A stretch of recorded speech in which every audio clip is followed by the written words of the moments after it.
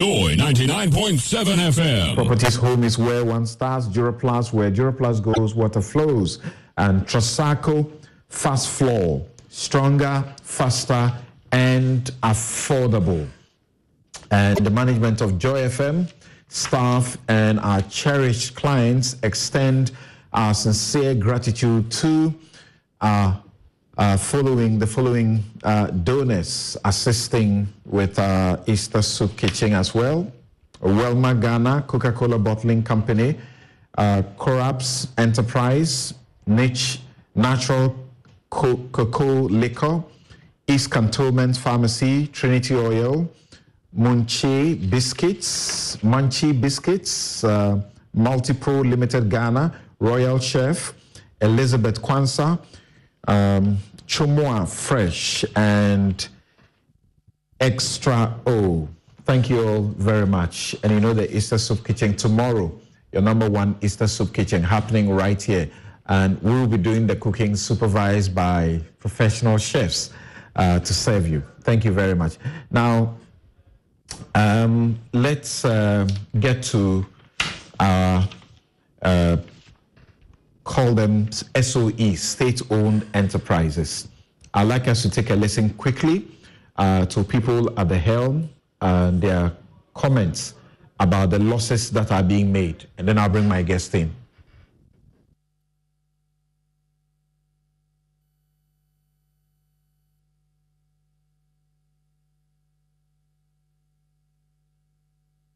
Let me use the opportunity to educate all of us. When an enterprise, a company, is operating at losses, you assess the source of the losses. It may be market-driven losses. For example, you're operating in a COVID environment. Your Joy FM may say sack some people, or let them take half pay and survive the situation. But when you see loss reported, you won't go and fire the CEO, will you?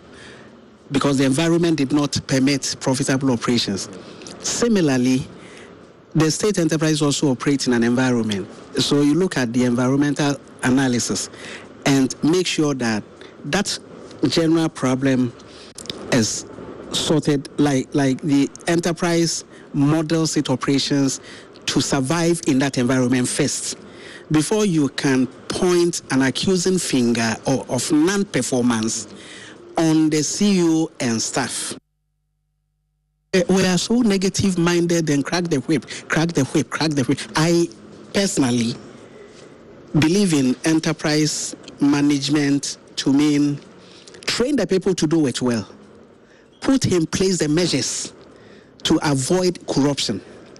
Do you understand? And fire the one who has been trained and still subvert the system to be corrupt. Do you understand? That is the level you go to crack the whip. But the person is sitting in an enterprise environment where the environment has caused the manager not to be able to even come out with his best, the environment. And then you are going to punish him for that? Do you understand? So first, you have to provide the environment for the person to be. It is at that level that you begin to crack the whip, when you have everything it takes for you to perform, and you are not performing. We are really supposed to be measured by our efficiency and not by profitability. No, but if you talk about, let me just get to you. You see, the 938 million, and then the 2.6 billion. It's not because somebody has gone spending that amount of money.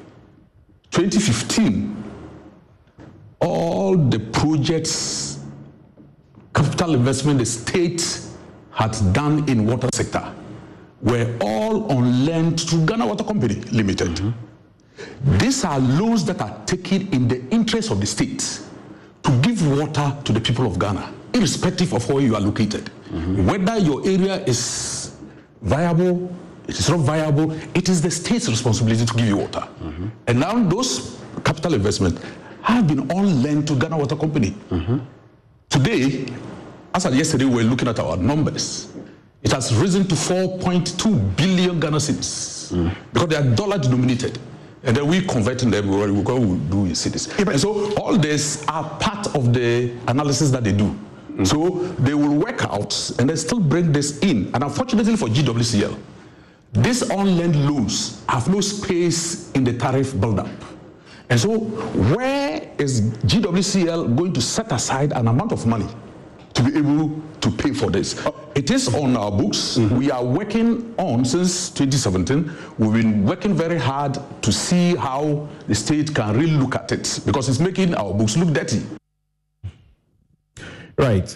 So you heard Joseph Kujo, who is the Minister for Private Enterprises. Is this, yes, saying that, you know, we may want to think about some of these things, Minister for State Enterprises, but also finding some, you know, space for excuse for the managers of these entities. And you heard the man in charge of Ghana Water Company, Clifford Brimer. So let me begin with Professor Lord Mensah. Prof, even the minister who is superintending what we all know as we read the reports, very terrible, what cannot be allowed to happen in private enterprise is finding excuse for the losses and the wastefulness.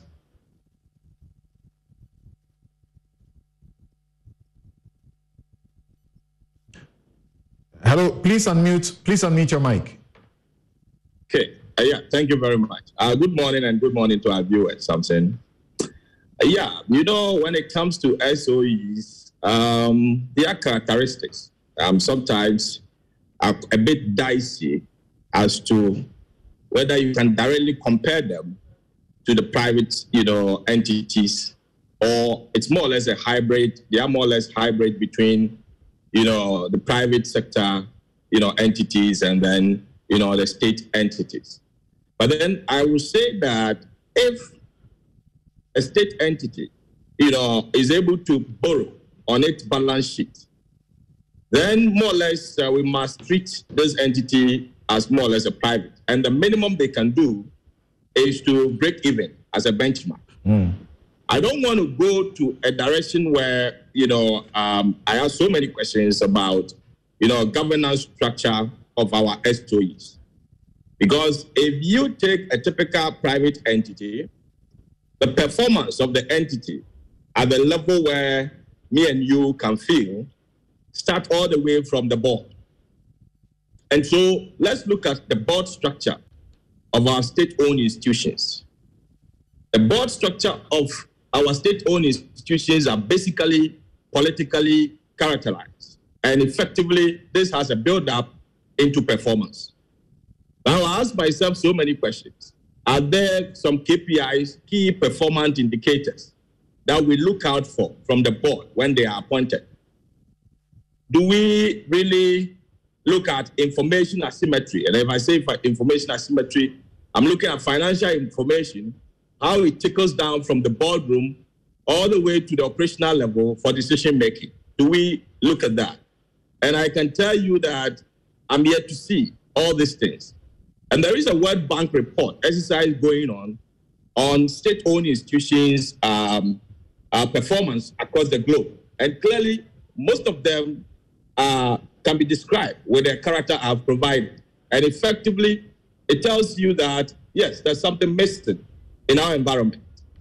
What gets worried is the direct cost incurred. And I understand.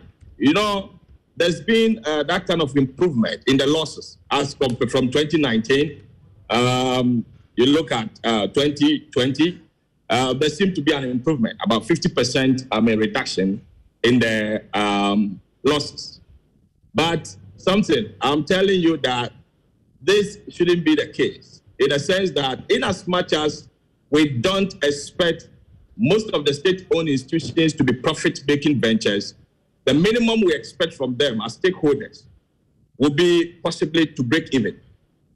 To break even in the sense that the moment you pick on a liability, which is borrowing, you should make sure that that liability is converted directly into assets, which can easily build up into the performance that we look out for. So when we talk about efficiency, so you've borrowed more or less serving as input, and then possibly how you convert this amount this money that you're borrowing, you borrowed into maybe kind of profit or possibly to break even. But then do we see that? We don't really see that. And then one aspect of the liabilities that is also worrying is the short-term liability. You see, the serious thing about some of these entities is that if you're accumulating liabilities and they are going into assets, right, which has long-term prospects, no problem. But if your liabilities are turning up to be short-term, that means possibly your employers, you are not even paying them. Then the question is, how do you pay these your employers and motivate them? Let's also question how the employees get engaged and the contract that are given to them and the possible expectations of them. Most of them are politically inclined. And so for me, with the SOEs, I think we have a lot of work to do in that area.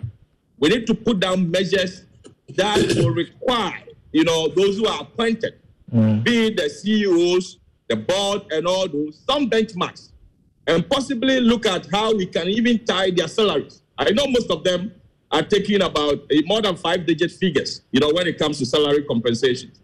And so let's look at all these things, tie your performance to some of these indicators, and stop giving excuses like the environment has not, does not make provision for it. The environment is not making provision for it, but you've gone ahead to borrow. You know very well that the environment will not allow you to perform. Why do you go ahead to borrow?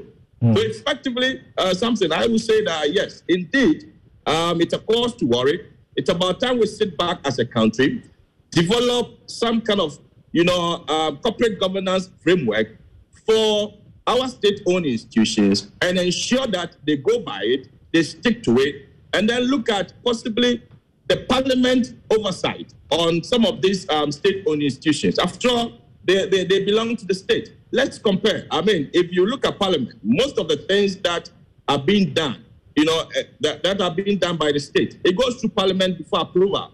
But why is it that at the state level, the state-owned institutions level, we don't ensure that there is a balance when it comes to the political divide, when it comes to the appointment of the board of those various state-owned institutions?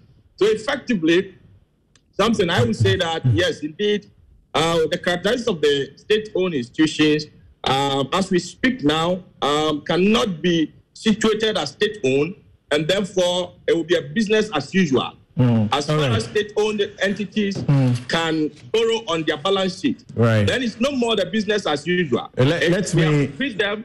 We have to treat them with that kind of respect that we could have given to private entities.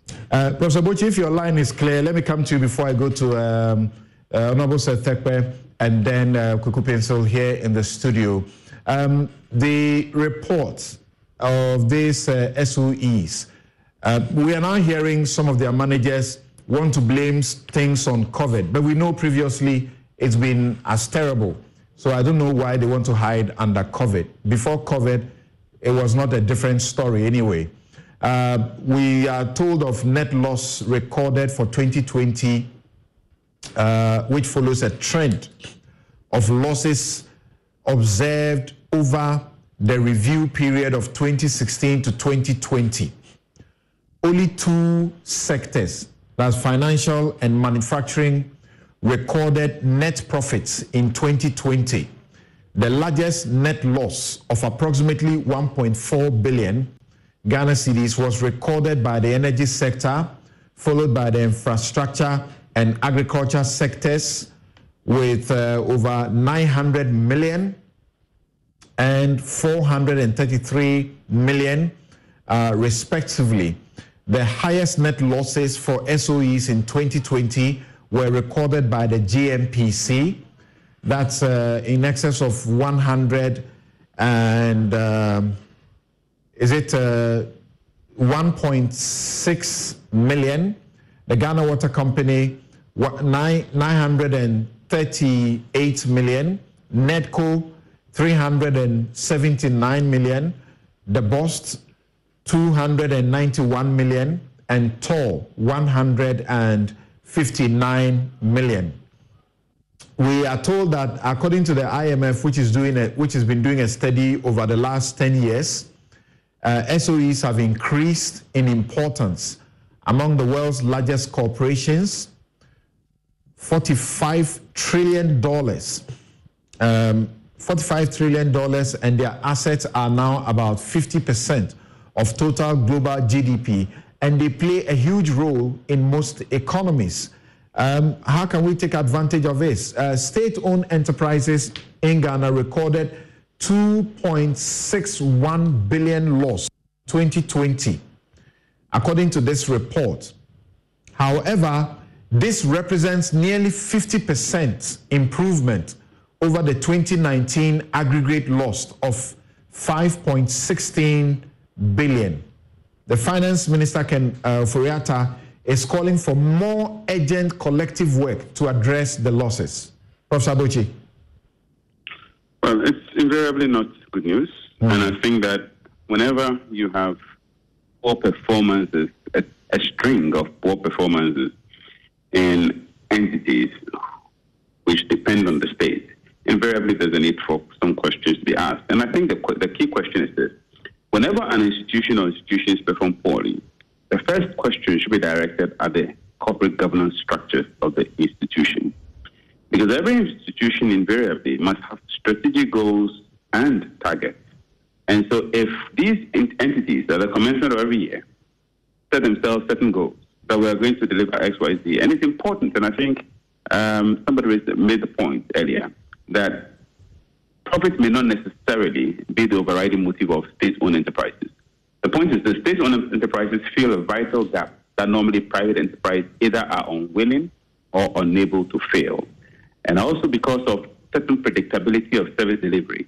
Because when you leave it to private enterprises, because they are driven by profit and they are driven by other forces of demand and supply and other external forces, they may not necessarily respond to the fundamental variable of constant delivery. So to avoid this, state-owned enterprises fill that critical gap among other important reasons, such as ensuring that there's a reasonable accessibility to certain utilities and services, and that cost is kept to a certain bare minimum, among others. But every entity starts or begins its year by setting itself certain strategic goals. So if you do have boards, and that is where, again, the problem comes in. If you do have boards that are competent, that are responsive, that have an understanding of the strategic movements of things within the environment in which they operate, boards would invariably have to ensure that these losses are kept to a bare minimum or eliminated altogether. If we have politicized our boards, and this is a point that cannot be delivered, from government to government, every time new governments come, we have to constitute boards. And we have gotten to that point where, with the inception of every new government, all boards are dissolved, and they are dissolved even to the point of universities. Unfortunately, we have locked this in law, the transition law, which has actually encouraged the practice of creating not only inconsistencies, but deeply politicizing these boards. So the question is, what is the character of the board for these various state-owned enterprises? What is the qualifications, or what are the qualifications of members of these boards? And to what extent have these boards played the critical oversight corporate governance role to ensure that things are kept within prudent measures? As I indicated, it may not be profit-driven. I mean, these entities may not necessarily be profit-driven because they are state-owned, and therefore they are as socially driven as they are commercially driven. But it is important that in the minimum, if they are not even making profit, that they break even and that they do not become a drag on the taxpayer. So I think these fundamental points are things that obviously may appear implicated within the context of what we have, what we are staring in the face. The fact that we have a consistent string. In fact, the report indicates that this appears to be a better improvement over last year, i.e. almost a 50% improvement over last year, which tells you that as bad as this one is, we're actually making progress. But clearly the finance minister's exasperation is understood. And the reason one can understand that is we can't even wait to the point of zero.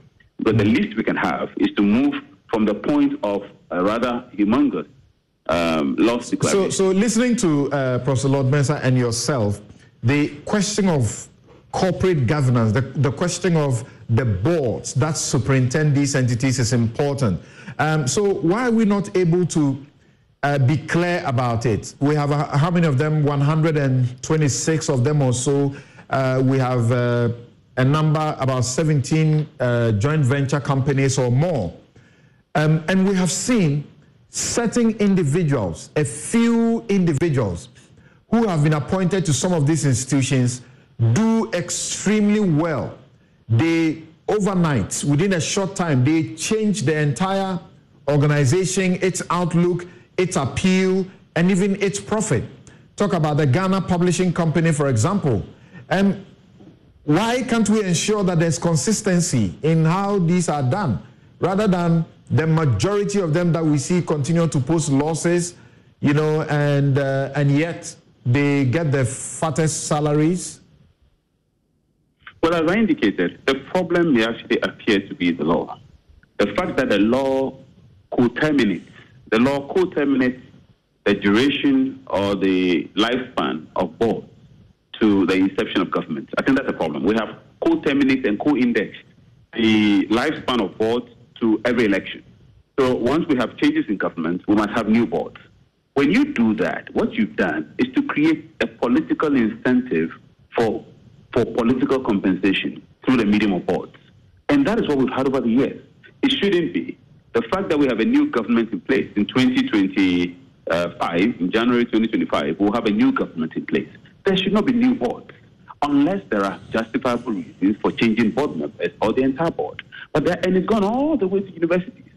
Even university boards, university councils, all these have to be reconstituted at the commencement of every government. And the message we send is a problematic message. The message we send is that we have politicized the entire system to the point of everybody having to leave with the inception of a new government and new members having to come in.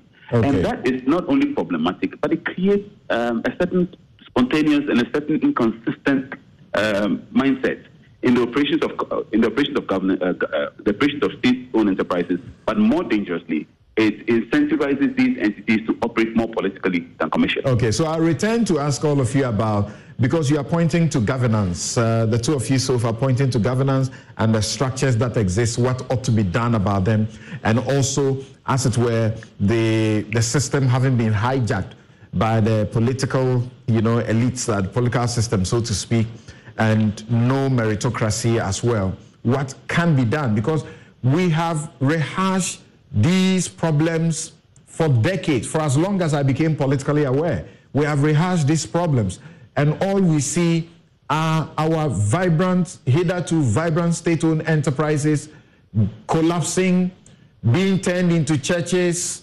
Well, Kweku will be happy that we have more churches. But let me get to Kweku before I come to Mr. Tekwe. What do you make of this situation? Are we jinxed? We can't get out of this. What is wrong with us? It's a sad situation. I think Ghana is the only country where we know all the programs, and all we do is to meet and rehearse what we already know. It requires a lot of action. I'm talking about both political action, but even when I'm talking of political action, I'm talking about political action that can be sustained on the basis of law. Every time we keep making the point that we've got more laws in Ghana possibly than any other country. We'd rather have more laws and add them to the laws and ensure that they are implemented. Because the law forms the framework for society, for everything that we do. So for instance, this issue, we take them one by one. Indeed, my starting point is what you said and what Professor also reiterated, which is that for whatever it is, at least some improvement. Meaning that if we have a timeline of action, if we have the program of action, we begin to follow it up, we can give ourselves some time, possibly by next year, then it will be, let's say, 40%, then 30%, then 20%, then 10%, then we get to possibly zero. We have been failing forward. Now, but this one's an improvement. Improvement means that we made 50% less losses, which means that by next year, let's make 40% less losses. Okay. But everything has been said already. There's a lot, it's just a lack of transparency in this country regarding all these public institutions, state organizations, as we have put them. But thank God, today we have the Right Information Act. No, I mean, I'm putting this in the context that I'm putting because citizens must be citizens. People must be activated to take an interest in our state-owned enterprises. The kind of figures that we come to this studio to hear must be put out in the marketplace. People ought to be educated. We have whatever civic education, and people ought to be alerted to some of these things. People ought to raise the same questions. The point has already been made. We are talking about, I mean, every government that comes, of course, determines who must get in there. A lot of impunity. But do we say and forget about corruption? We can't forget about corruption and the lack of political will to prosecute people. I don't like to mention names. It will not even be good to mention names. But in Ghana here, when you are failing, then what they do is that they give you a reward, a very big reward, and they ask you to resign your position. And that appears to be all. And if we really want to get serious, these are the kind of things that we need to revisit. We need to come to ourselves as a country and make a determination that we cannot have this thing year in, year out, and every day it's a tale of woes of one sort or other. So the political action that I'm talking about is for our politicians to come to a realization that these institutions or these things that we have institutionalized, that new king, new law, a new king comes in and everybody must be changed. Everybody must shift for somebody to come in there. And by reason of those kind of things, when they come in there, their allegiance is more to whoever put him in there than the fact that he's running a state-owned enterprise. And like I said, if we have together with this one, the laws that will ensure that people render proper account of their administration or of the way they've run things over a period of time, and possibly naming and shaming. I mean, why can't we do these things for ourselves so that we will know which are the state institutions, which at the end of the year, they require commendation. There must be institute or organization or structures that are responsible for doing all of these things. Other than that, it is just one tale of woes. And the other question that we really need to ask ourselves is, what is it about our character as a people that it takes foreigners? You know, the annoying thing, and I'm using the word annoying, the annoying part of it is that every time that we have to privatize a state enterprise, it goes to a foreigner. Right. So is there something inherently wrong with us as a people that we cannot even run our own things, even as private enterprise? In other words, if it comes to the crunch, the government has to give it up for somebody to take it. Must it be necessary? So what is it about us? These are the critical issues, and I think that these interrogations that we are doing as a country, as a soul-searching exercise, in the light of the facts that we have. But I am hopeful, I mean, in spite of everything I will say, that if we are making lesser losses, it means that we have started something that we need to look at the parameters very well and watch it over the period and be able to report what shortfalls there are in the system. So I would say, let's stick to what we have. Let's try to improve upon it. If our politicians and the people who are running this country are mindful or are willing and desirous of wanting to change the system, then let it not be. Listen, even let me put it this way. Even on the political circle, okay, let me tell you what. America, you read the profiles of people who serve various governments. I'm talking about a political circle. That's right. One person serves so many governments, Democrats, Republicans.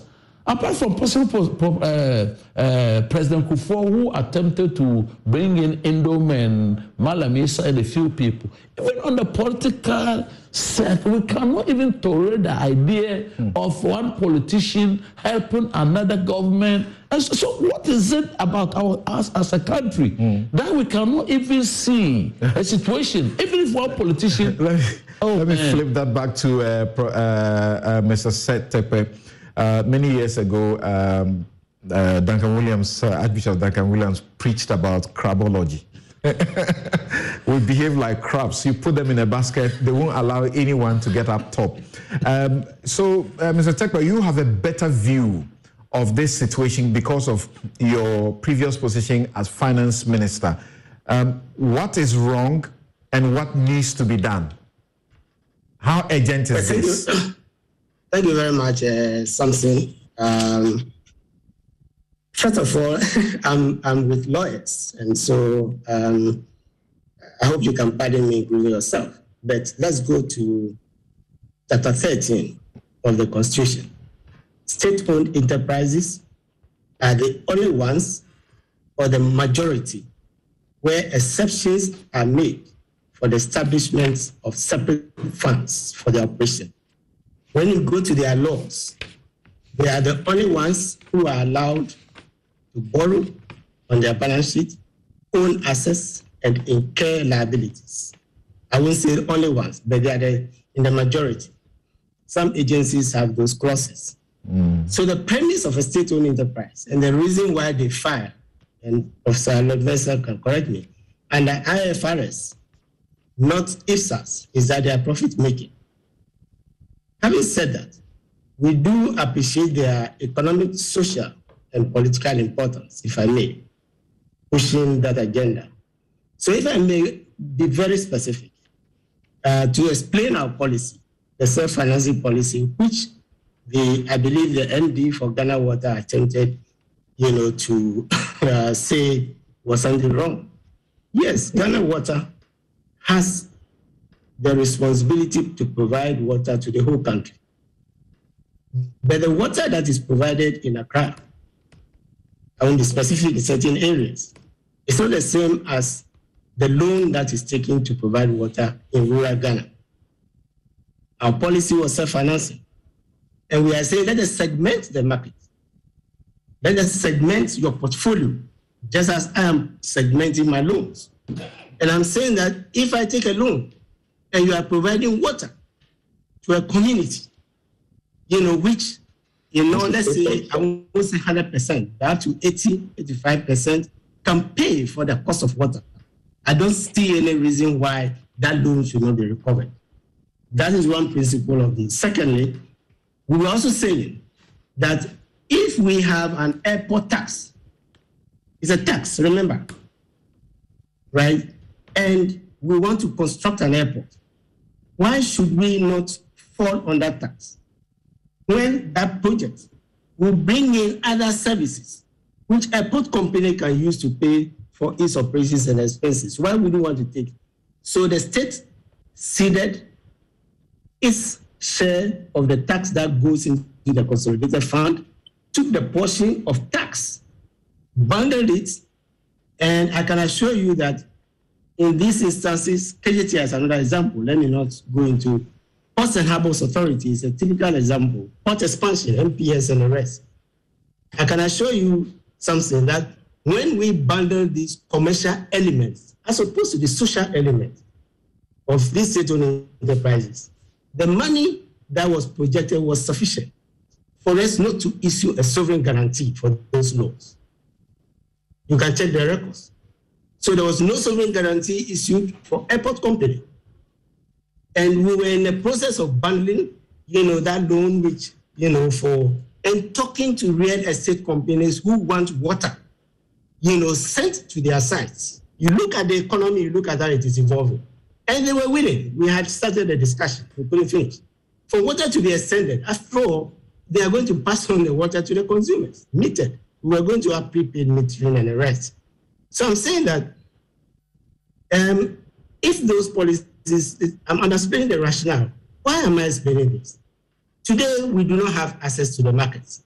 And that will come with the inability of the state to issue sovereign guarantees for debt. And even if it did, it will be at a very high cost. If we have a model where commercial projects by state-owned enterprises, as opposed to their social elements, rural electrification self-help is a good example, as opposed to consumption, energy that is consumed by consumers, Ghana Water. Water to, for loans, right, to wash cars and the rest, shouldn't they be paid for? If we can ring-fence those and say through the utility regulators that these elements must be self-financing, that is the only way in which we would reduce the dependence on the state for everything. Now, therefore, it brings, if we do that, in fact, the state-owned enterprises, the repayment of the loan was not going to go back into the consolidated fund. Let me emphasize that. It was going to go to the entity. So if you take airport company, the goal was if we can prove to African Development Bank as we did, and bring in the Ghana Infrastructure Investment Fund as a vehicle that was going to manage those loans and the rest, not central government. And we can gradually build confidence. Then we're going to take that model and go to Pram, since the budget was constrained, and do it on a self-financing basis. Tamale was going to be on a self-financing basis. The only public element is the tarmac, maybe the arrival and departure halls and the rest. Warehouses can be done by private sector because it was to be a hub, for lifting flour, things from the Volta Basin and the rest. We wanted to cost in this. Am I saying something new? No. Few people would understand. When we were doing the self-financing, I kept saying something. I believe I was even on this, saying that a customer dam paid for itself from the tariffs, VRA. And I had a discussion, on this forum where VRA was being applauded in the past for borrowing. Cocoa Board is self-financing. Today, Cocoa Board is making losses. Cocoa Board had never been. Cocoa Board's rating has always been better than that of sovereign rating, the country as a whole. Now, that leads me to another point. Therefore, if you look at, there's 2 points, then I may want to see the space. First, if you look at the dates that we're talking about, we are comparing 2019 and 2020. We are not in 2022 or 2021, the financial statement, some for correction. Is there something about the economy where these same state-owned enterprises were making profit going into COVID? 2020, they made profit. Whereas in the preamble, to the report, the SIGA report, was excusing them away based on COVID. As I've always said about the economy itself, let's stop blaming everything on COVID because we have a fiscal gap of 5% of GDP, before COVID. So is there something reading between the lines that suggests that, maybe as a result of SIGA's, oversight, compared to say SEC and the rest, something positive was happening? I would want us to look at some of these mechanisms, which yielded report, some results. Luckily, I'm not talking only about the structures we put in place, which prevented us from issuing sovereign guarantees, even when things were difficult. But we are looking at state-owned enterprises with better oversight, I would say to some extent, which, were in a period of COVID. Of course, COVID could favor some entities. If you look at ECG, read the report, it will seem as though the period we were all locked down in the cities, consumption, of fuel went up. Just as we are using Zoom and the rest, where previously you would lock, and go. Is there a point of efficiency, which we can learn from this sense? Then my third point, which I like to, then I'll come back, I will see the first. Yeah, please hold on for me. I need to take this break, and I'll return to take your third point. And my guest would like you to now, the elephant in the room. It appears that this matter is being brought up, including by those in charge at the helm, so that we can facilitate a certain acceptance by the citizens for further privatization of some of these entities. But why not? If all they do, even those that are supposed to make profits, never really are making profits. And the question that some people have been asking is, for example, how does a GMPC say it has made losses? And they are asking, in 2019, there was this memo that came out in the public about sponsorship donations that they were making, 400,000 for preparation of Damba Festival by the Dagbon State, 20th anniversary of the Ochehene, there was of 500,000 going into that, GJA 50,000, Ghana Boxing Association 30,000, US dollars. The Rebecca Foundation, 120,000. Yoko, 550,000. People are saying they are not justified to claim that they have made a loss. We'll be right back.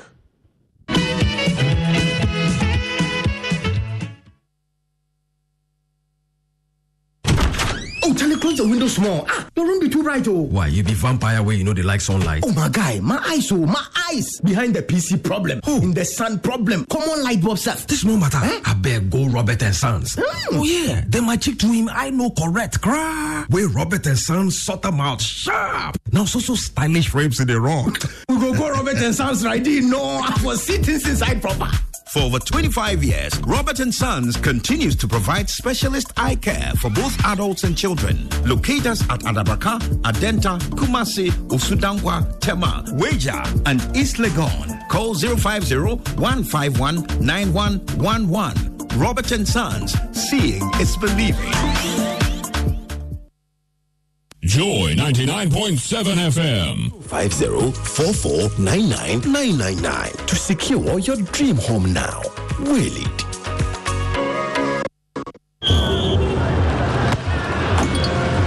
They play a high press to force the mistakes. They'll dominate the aerial ball. They too tall. We will handle the pressure and smash them on the break. The number 9 has scored in their last 5 games. The passing will be quick, decisive, precisely. There will be drama in the dying minutes. This match will mean more than 3 points. They will have the home ground advantage. This is why I bet. This is why I bet. This is why I bet. This advertisement has been vetted and approved by the Gaming Commission of Ghana. Bet responsibly, not for persons below 18 years.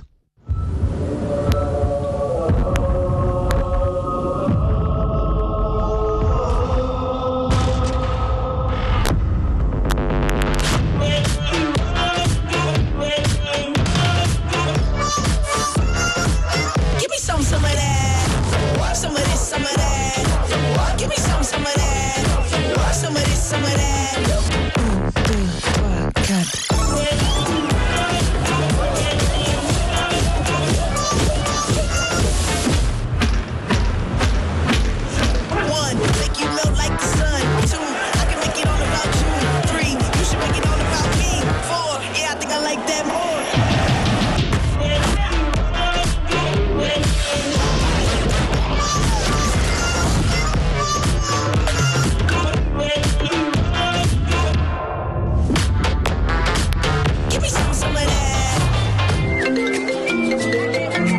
Information. Me, I have still not got the money for that list of expensive building materials you sent to me.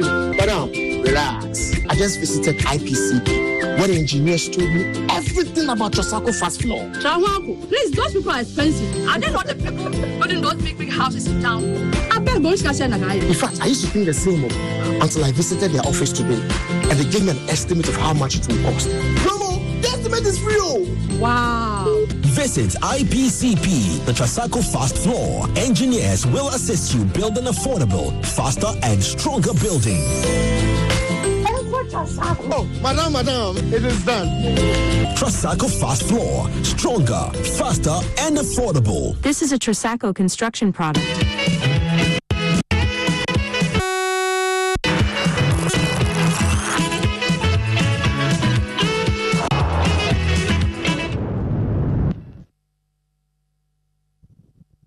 Welcome back. This is Newsfile, it's your most authoritative news analysis platform.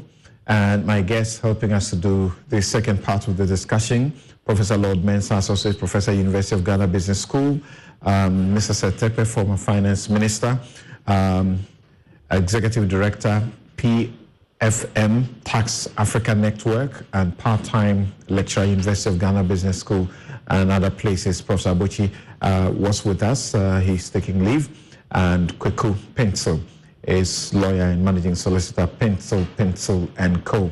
Now, Mr. Setepe, you were on your very final point, very instructive, incisive discussion. So the point I sought to make was that if you look at the SOEs as listed, they tend to be SOEs with different economic or financial strength. So some of them can borrow, they can make profit on their own balance sheet. I would say that we should separate those, from. Let me give you a specific example that came up, when we were looking at this classification. GDC, we are told it's a public interest, radio station. Do we therefore need to change the law to recognize that fact, right? And then there are issues like double counting, ESLA PLC, the liabilities and the assets that are there are the same as if you read, the same as the energy sector. What is weighing down, VRA and the rest. So why do we want to do that kind of duplication? And in any case, it was supposed to cease in 3 to 5 years, unless we want the tax to remain. Then we cannot, do this. So in essence, what I'm saying is the cost of finance is cost of operations. And if an SOE cannot cover the commercial elements, and I put emphasis on the commercial or quasi-commercial elements for which they are established, then there is room, for that, entity to be probably reclassified so that we know that it is on the balance sheet, and is going to get government subsidy. Okay. Then there are those in between. I see agencies and the rest, whose objective is clearly not to make profit, right? And so if we do this separation, I'm talking in terms of looking at the report, and suggesting, it's not just criticism, but also suggesting enhancements, which was what we sought to do with the self-financing. I think that we'll be in a position. Yeah, so by the classifications that you make, in a minute, if you can tell us this, are there some of these SOEs that you will vote for, letting them into private hands? Into private hands, we need to prepare them before you can market them. Otherwise, the state will just be giving away. Mind you, many of these entities have assets, substantive assets. They will be making liabilities. So we need to prepare them, for the markets. But I would, or what we sought to do through our policy is definitely not to issue sovereign guarantee, for the GNPCs, Cocoa Board, which is borrowing on its own. This cash, VRA was sound. In fact, VRA, through the waterfall, was going to pay for the ESLA loan that was, used to finance. So that's the sort of first step I would make before you think about that. Let's go to Professor Lord Mensah, and thanks again for your patience.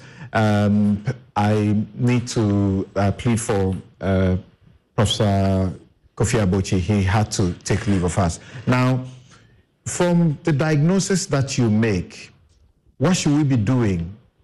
Professor Kofi Abochi is still with us? Okay, thank you very much. We had lost him, and my understanding was that he had to leave us. So, Professor Lord Mensah, the question is, what do we go from here? We continue to complain and talk about the issues that bedevil these entities. What do we do? Should privatization be the only way out? Right. Thank you very much, Samson, for coming back to me. Privatization for me shouldn't be the only way out because there is an economic reason, social reason why we need to keep some of these entities at our developmental stage. But then all the structures that these state-owned institutions need to make them perform are in existence. Let's take, for instance, internal audit and external audit of these institutions. At least for once, the report that we are discussing now, as it is out and we are discussing it, is a step in the right direction. So if you're a manager in any of these institutions and it turns up that you are not doing well, you're creating losses, taking on liabilities, which cannot be able to create assets that can finance those liabilities, then it don't make sense to be a manager or CEO in that regard, taking 5-figure salaries. And so effectively, it's a step in the right direction. What we are doing now, as we discussed, this report. Auditors, we have internal auditors and external auditors. The question is, do we follow the auditor's report? Because we've been talking about streams of losses over the years.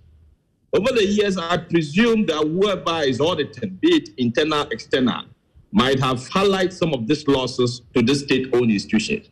What are the measures do they put in place? So I think we need to, follow up.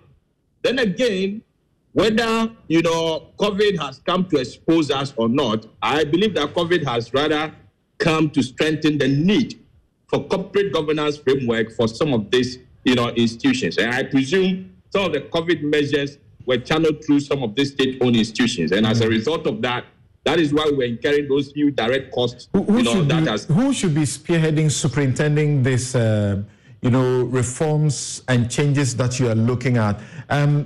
We have set up a SIGA, a whole different government entity to oversight these. And then we have appointed a minister in addition to that. Yeah, fantastic. See, as to how we function, that's why I mentioned earlier that the structures are in existence. Let's go to Parliament and ask how many of the minority membership in Parliament are on boards of state-owned institutions as we speak now. You realize that none of them. And effectively, if you want a diverse view on boards, I think we should, bring in, the minority in the board composition rather than looking at one side, which is the majority only on, board.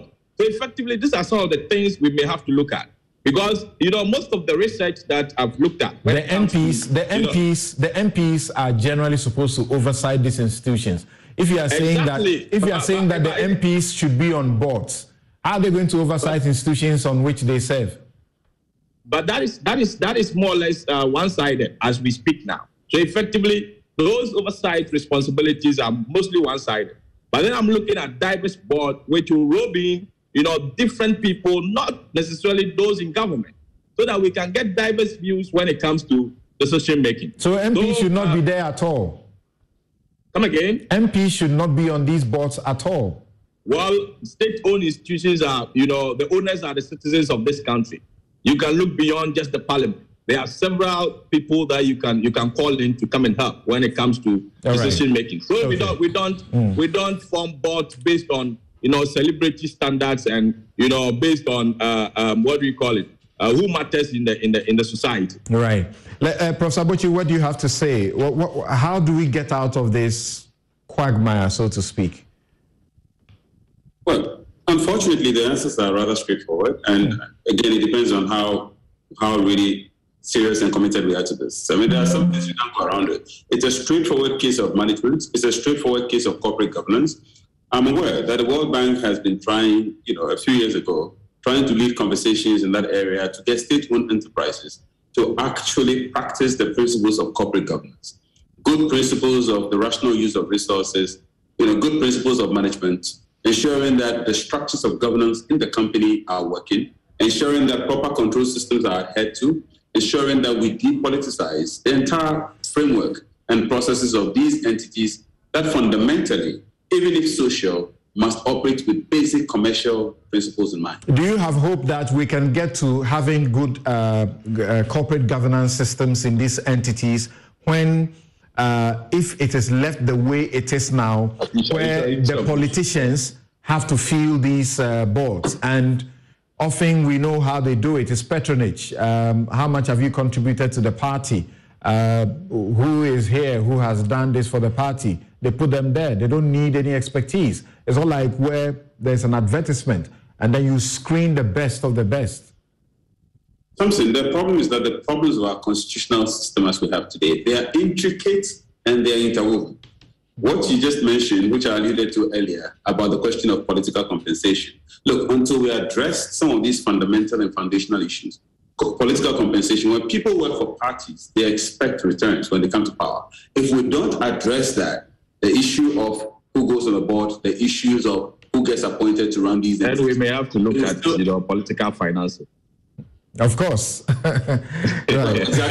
Exactly the point.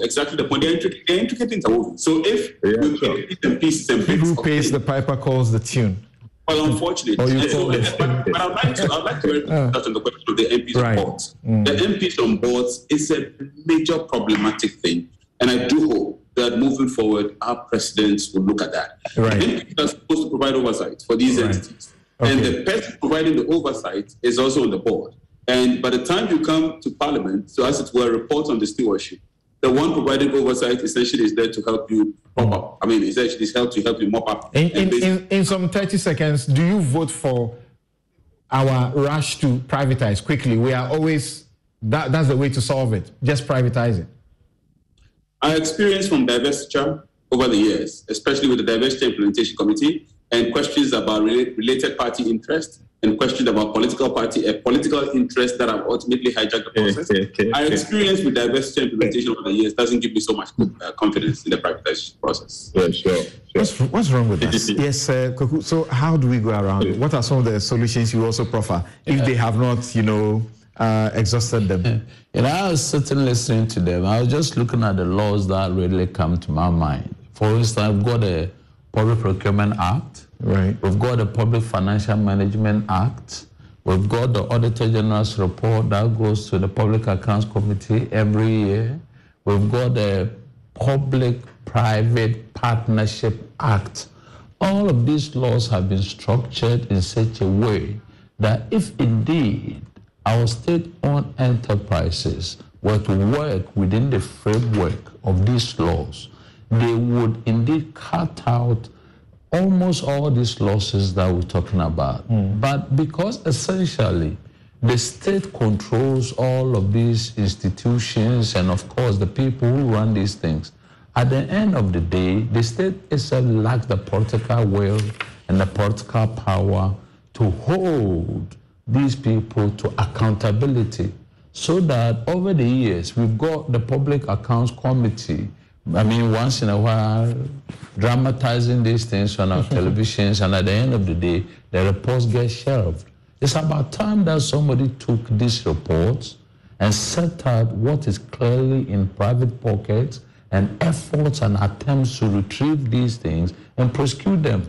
But it's very regrettable that somehow, for some reason, governments come and after some 1 or 2 show trials, everything ends.